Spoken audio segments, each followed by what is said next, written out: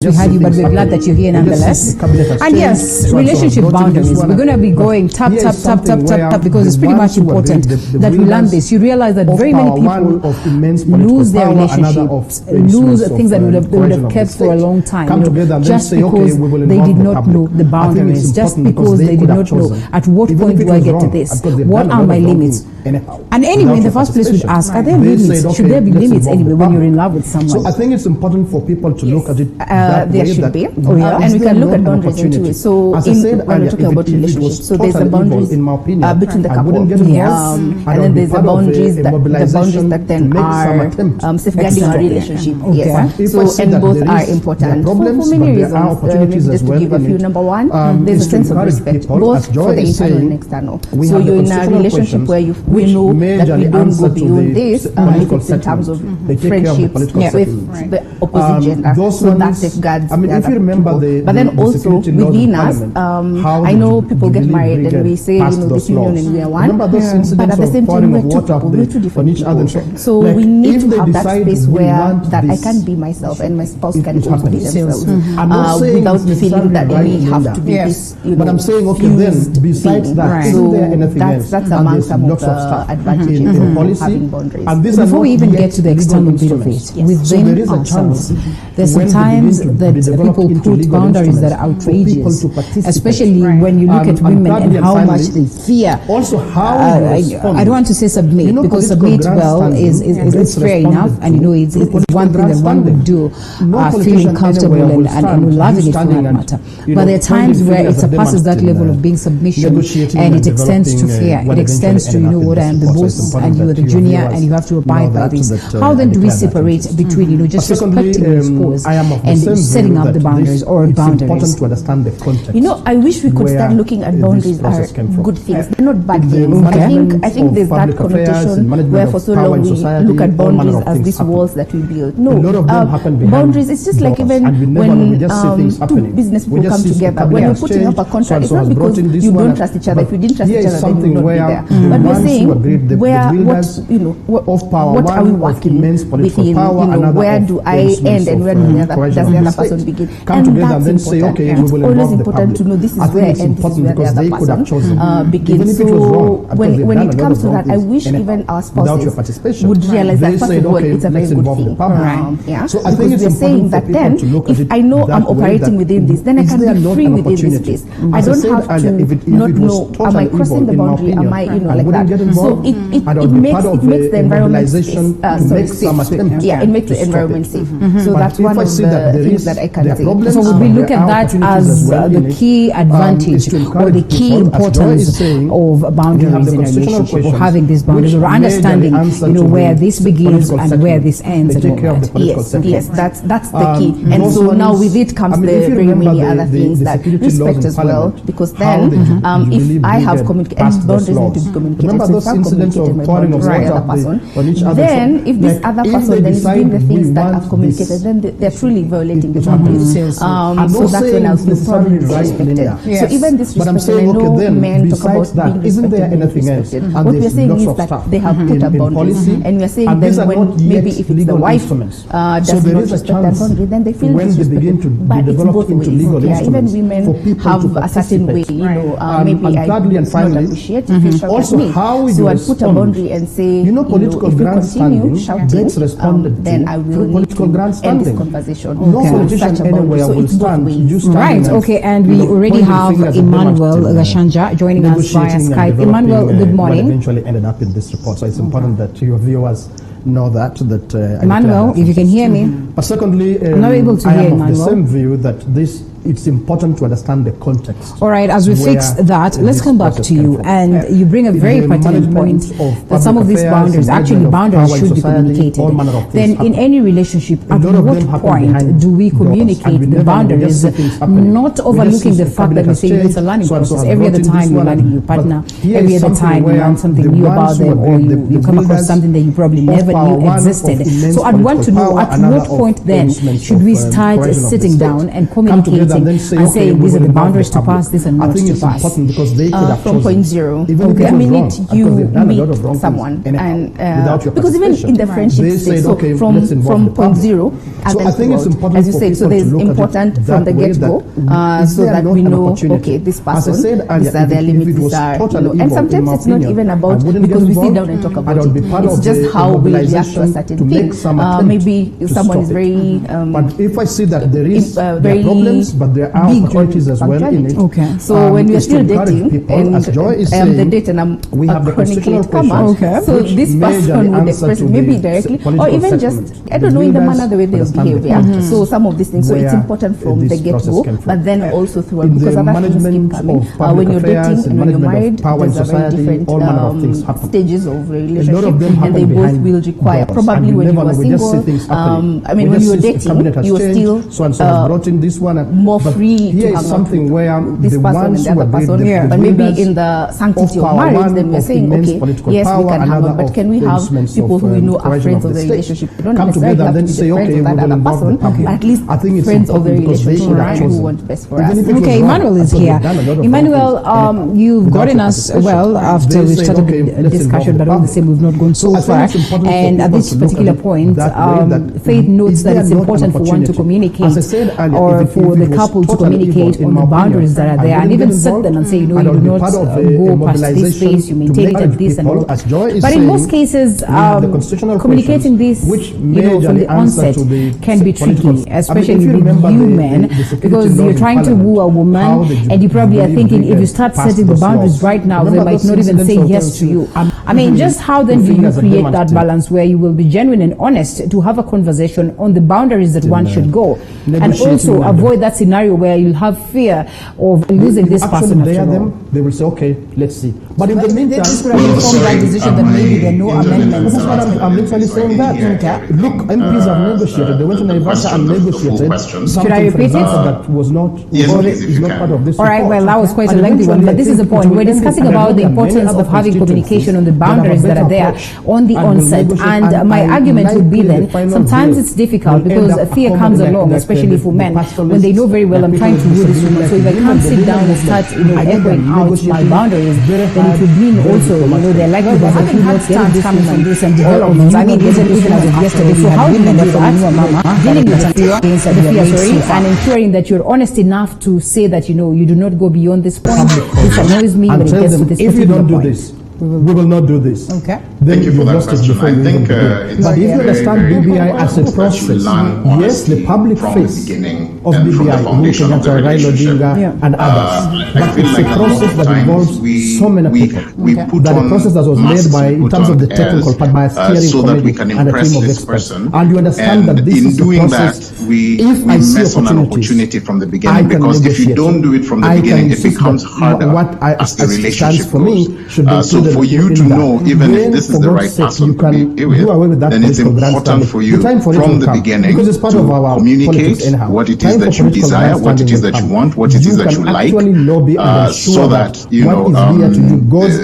this is the foundation that you're setting for your relationship, and it becomes easy when you do it at the beginning as opposed to when you begin and you've lied and told so many other things, and now you're trying to go back on your word in order to set whatever precedents that you would like for your relationship. All right, well, very crucial points right there. But basically, just to pick it up to clarification and moving forward at a bit of time, then I'd want to know, are there general boundaries that would be almost obvious for every relationship, and maybe that's when the external aspect comes on board, as opposed to what it is that you said as a couple, or you said as, by the time we are developing the legal instruments for finalizing on specific that you walk into, even without you having a conversation, you know very well that these are boundaries. This is a no-go zone and all that. Yes. So for example, I would want to imagine that if we get into a relationship and it's a monogamous, so one of the boundaries you're saying, then how we communicate with people on the I want to start by saying I was not in Okay. That's important. So that's on the outside.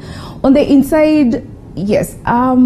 maybe someone hitting you or shouting at you, or and I think those are just interpersonal skills, let's just say, the general rules of life, interpersonal skills, that I need to be respectful. But then even that respect, so they're the general things of respect. But then I usually don't like when... What are the timelines of implementation of I usually prefer when someone says, there are no timelines of that implementation. Be very specific on what we're maybe talking about. Time, maybe, which means... Because there's something that then my spouse could be taking as not being respectful, but in my opinion, I didn't think it was not being respectful. So it's also important for him to say the way you talk to me. So maybe I'm not shouting, but maybe when he starts saying a point and I didn't think it was important, I cut him short. So I just thought we were having a conversation. So again, the bit of communication comes in there. So yes, there are some that are obvious, but I feel like most will be the ones that we need to define as a couple, because I can tell you my relationship with my husband, and because Kenyans just have a general culture of partner. So for me, very different. I feel like, and also because again, we don't have a document. It's too big for people to read. I've had that from other quarters. It's 204 pages, Joy. How do you want me to read all this? I've been urging Kenyans, just family, or let's say my husband, and this is the way women treated men or men treated women. So we have to come and then agree. So maybe I'm from the same community, then that's going to agree. Now because we maybe can I'm do from this 20 together. different It is one thing communities. So again, the way he looks at things, the way I look at things is very different. So yes, there are those general ones, and I think those are just normal interpersonal skills. But now that the ones that we need to worry about are those that are personal to me and to the other person. And just how firm then should we be with the boundaries that such a man wants, picking up from what Faith says, we all come from different backgrounds, we have different personalities. Sometimes we don't have for an individual to tell their own personality, like this is a problem, and I'm working towards dealing with this personality or this problem. That would literally, annoy the other person or feel like, you're now crossing the boundaries. Just how firm or flexible should we be with the boundaries that we set? I think we should be both. And I'll tell you why. So you didn't hear me. I said, do not engage in a contest. If you are not yet married and you're practicing chastity, and you tell other points, but I'm not going to participate in a contest. Hold it right there. Conversation for another day. Yes, as we always say, the BBI conversation is here with us until that particular point where we say, so that over it's and not done. violated. However, there are some things, for example, in terms of communication, where you can be flexible because then you begin to understand, okay, this is how this person communicates. So it's important to say, okay, let me accommodate this as long as it doesn't violate a value, as long as it doesn't violate, something that you hold very dear to you, then I think you should be able to be flexible. All right, incredible. Let's talk about the aspect of these boundaries and how healthy or unhealthy they can be, because flexibility then would come in if at some point in time it ceases to be a boundary and it becomes something that is unhealthy for the other party. But equally it becomes unhealthy to you if you feel like it's been violated. So at this particular point, what then would be the healthy boundaries and which ones one wants to look at and consider? Osiro. So first of all, I'd like to say that boundaries are not as terms. Okay. There's a difference. It's not that if you don't do this, those are not boundaries, then those are unhealthy. When we start saying that. So boundaries, when you look at boundaries, I usually like to give this analogy. When you build your house and then you put a fence, an electric fence. So when you put that electric fence, it's not to punish the thief. It's more to protect yourself. Yeah. So if the person wants to jump in and they get whatever accident, that's on them. That's because they violated. If they had come and rang the bell and I opened, they would not suffer the consequences. So we are saying boundaries are I put them up to protect myself. So it's not to punish the other person. So that's one way to see if your boundary is about punishing the other person. Saying, I don't know, if you don't do this, then I won't give you money, or that's really just manipulation actually and control. A boundary would be, so for example, like the one I said, that if maybe when we have a conversation with my husband, he tends to shout, and so a healthy boundary will be, for example, is I understand you're upset and I'd like to continue with this conversation. However, I don't, I feel hurt when you shout at me, and if you continue shouting at me, I'll have to end this conversation. So it's not about what I will do to you or how I'll punish you. So it's about, when you're looking at boundaries, is it's about protecting yourself. Yeah. So that's how to tell a healthy boundary and one that is not unhealthy. When you're putting ultimatums on the other person, you won't watch TV, or now you're putting ultimatums on the other person, and it's more of control and manipulation. So that's, I don't know if that's helpful, but that's indeed, 101%. Okay. And Emmanuel, I would want to assume then that boundaries are relative, number one, and they cut across for that particular matter. When we're talking about boundaries in relationships, it goes to that point where you also set boundaries from the external bit to protect your own. So in these particular cases, we have rampant cases that have caused havoc in families. Talk about money and finances boundaries, talk about family, the extended family boundaries and all that. So how do you get to a ground whereby boundaries will be set such that your woman or your man will feel protected from the external forces, from external fires or shots? Yeah, I think the first thing that I think a couple should do is, one, communicate. You cannot stress how important that is. And in communication, I guess, and the reason I say that is because we come from different backgrounds. It doesn't matter who you are, even if you came from the same community. There are different things that you're exposed to, and that, just determines who you are as a human being, and the things that you'll do, the things that you will say. So we are very different. So it's important for couples, first of all, to communicate until, their partner or their spouse begins to understand what it is that works for them.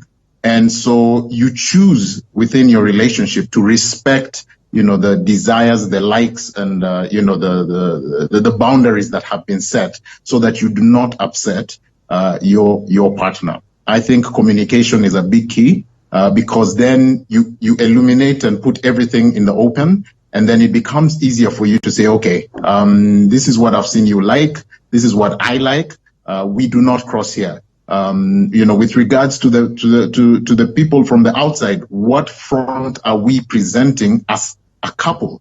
What are we saying? What is our communication strategy? What are we presenting to them, and how do we stand to defend that?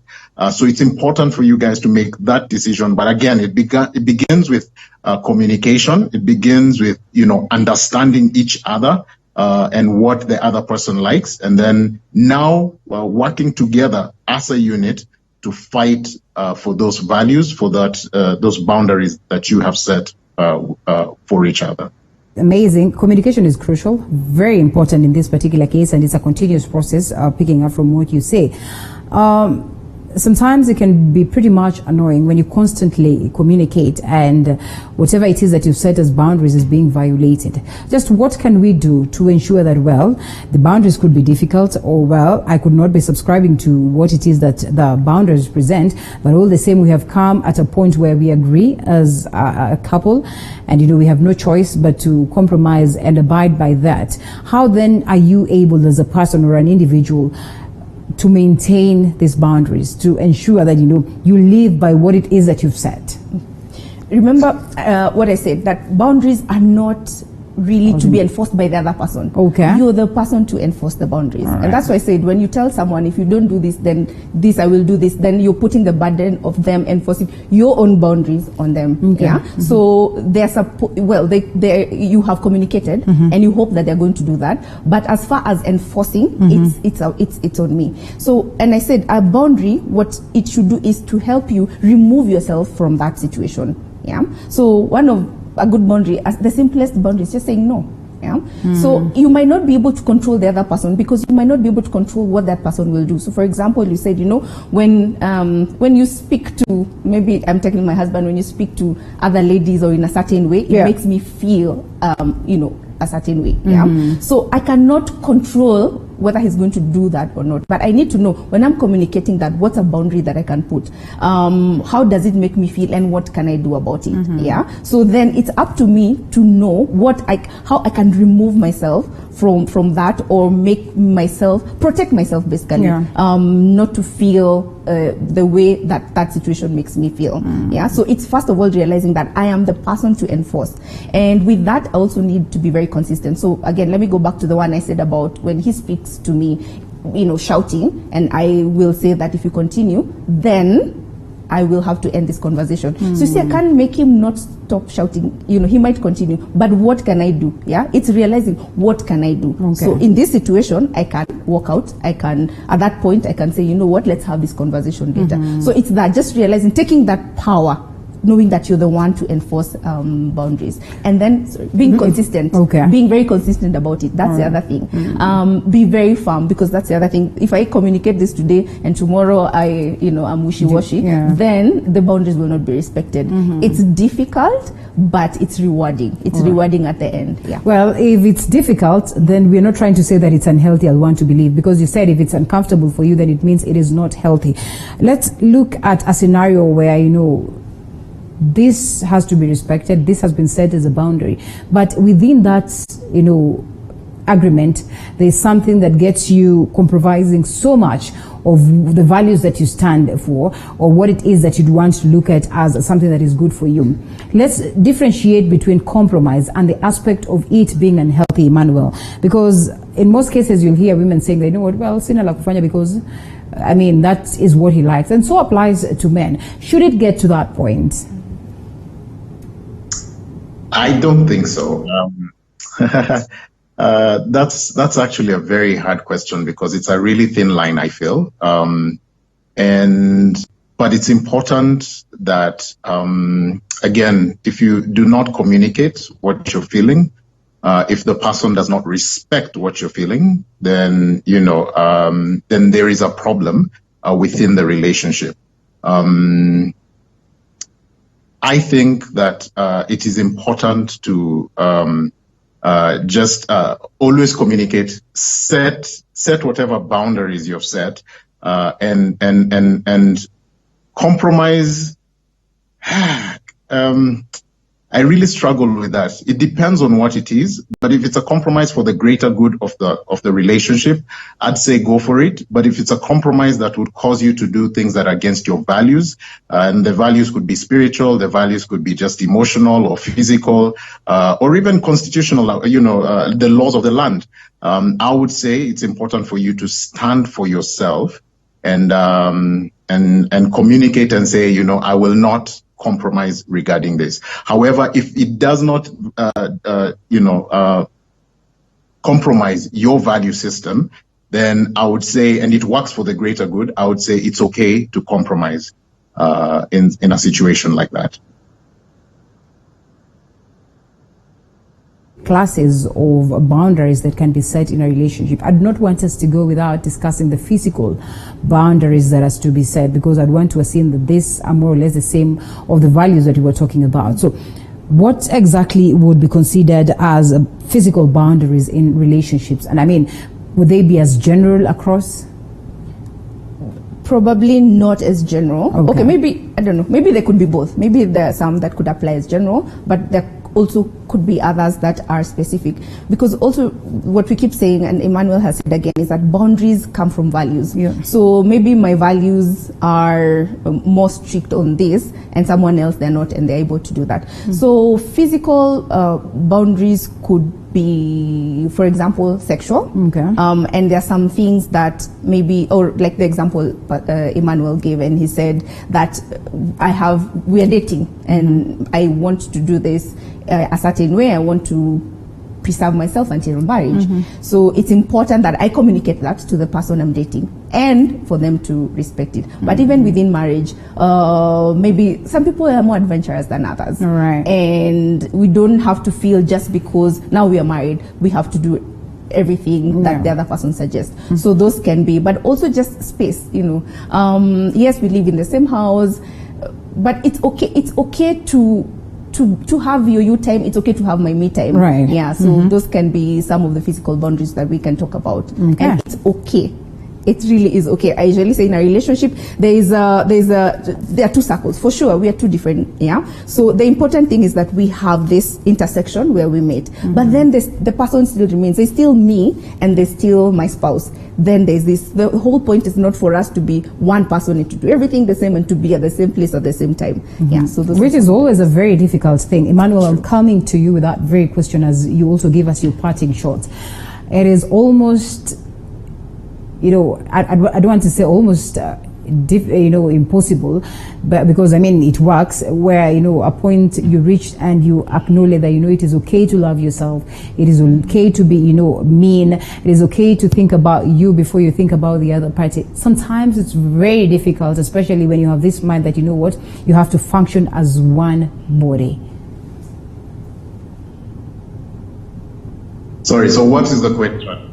Well, so the question is this, picking up from what Faith says, at what point do you get to, acknowledge that, it is okay to love yourself, it is okay to be selfish, it is okay to sometimes go against what it is that the other party is acknowledging, and still keep the relationship healthy, and still get to that point where you can convince the other party, and they would be like, okay, well, I understand and I respect that, as you also get to wind up. Okay. One of the things which I strongly believe in, I think I also learned this from Faith, and this is, it's important for us, one, to be whole before we can present ourselves to somebody else. We can't come to you broken. It's in our brokenness that we make mistakes. It's in our brokenness that we begin to display unhealthy habits. So in you being whole, it means it means that you have to learn how to, one, respect yourself, honor yourself, and to love yourself. So it begins with the self first. So I think it's okay. It's okay for you to love yourself, to care about yourself. And it's in doing that you will understand, okay, these are the things that I need. And when you understand the things that I need, then it becomes easier to communicate and tell somebody else, these are the things that I love. These are the things that, I would want to see within our relationship, because these are the things that I like and I've found that, work for me as a person. And whenever you're out there, dating, it becomes easier to identify the people who will connect with you, because those are the people that typically will tend to respect those things within you. And it makes it easier for you to even choose a partner when it comes to choosing a partner. Your parting shots, what you'd tell someone who's out there probably struggling with themselves, and in most cases, their boundaries, they are set, they are broken, but you find that this woman is still there, or you find that this man is still there, just because, they're thinking about the kids, they're thinking about, okay, well, maybe I'm not beautiful enough, I will not be able to get somebody else. And you fight and struggle within that space that really is not healthy. For that person, usually it's not the external. We will all have reasons why not to enforce boundaries. Yep. Even the most boldest person, mm-hmm. But what they need to realize, there will always be reasons why, because it's not easy. Setting boundaries is not easy. Yeah. So one of the things that person needs is just more assertive, mm-hmm. to be more assertive.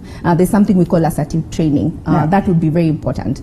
I also wanted to react to something when you're asking Pastor Emmanuel and saying, when do we say I can be mean, I can be selfish? Okay. Yeah? When we look, that's the narrative we need to change. Mm-hmm. When we look at it that way, of course it sounds bad, but it's self-care. It is not being mean, it's not being selfish, it's self-care. Yeah. So what Emmanuel is saying, that I need to take care of myself first to be able to be there for you wholly. Let me tell you, people who don't have boundaries, what I'll do, I'll be resentful, I'll be overwhelmed, I'll be all those things. Now, what good am I to my husband and to my children? So let's change that. And it's a cultural thing, share, don't be selfish. That's how it sounded like. But no, we are calling it self-care. Mm-hmm. Yeah, let's call it self-care. Yeah. When I tell you, Linda, today I can't meet you, and I know we had a date, and it's a date at 5, and it's at 3, and I'm telling you, Linda, I really can't make it. Yeah, right. Yeah. And what we realize is that if I have boundaries and I love my boundaries, mm-hmm. guess what? Then I'm able to respect other people's boundaries. Mm-hmm. People who don't have boundaries themselves then also are not able to respect other people's boundaries. So it's a two-way. It's a two-way thing. Yes. But importantly, like you rightfully put it, it is easier for you to implement these boundaries if you've set them yourself,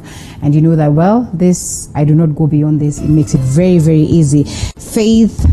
Osiro, thank you so much for the great insights. And we also have, you said Pastor Emmanuel, right? I had that. I overheard that. Emmanuel Gashanja, thank you so much for the great insights. That's where we get to wind up this session. We'll be having more of relationship talks on our other days. My name is Linda Alela. It was great having you since morning. Oh, well, it's still morning. That is since 6 a.m. Looking forward to see you again later in the afternoon. Bye-bye.